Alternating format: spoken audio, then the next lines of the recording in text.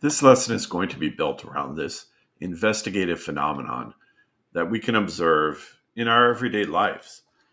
If you pass an electric current through a thin metal wire, it can cause that wire to heat up until it glows. We can observe this in an electric heater or even in an old fashioned incandescent light bulb.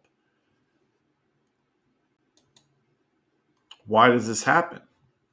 Well, if we have heat and we have light, then we know that there must be some kind of energy transfer. So relate this to energy transfer. We've learned about energy.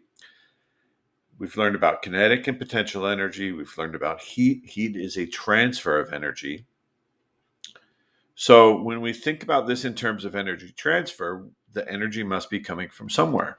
We have electrical energy that is input into the wire, and then heat and light are output. Electrical energy is moving through the wire, and the increasing temperature of the wire is related to the increased motion of the particles in the wire. So, light also is generated. Light is also a transfer of energy away from the filament, away from the thin metal wire. It's called a filament. So, think about this. Think about all the different ways that you use electricity at home. Well, electricity at home has to be generated somewhere else. We know from the law of conservation of energy that energy is neither created nor destroyed. It can be transferred from one place to another, and it can be transformed from one form to another.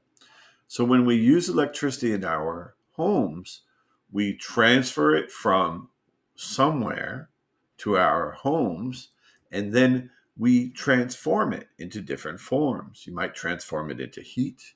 You might use it to run a motor, so you might transform it into kinetic energy. Think about, where does all this energy come from? Think about what you already know about how electricity is generated in your community and how extracting this energy affects the environment. By extracting the energy, we mean how, when we generate this energy, when we generate electrical energy in one place and transfer it to another place, what impacts does do the generating process and the transferring process have on the environment?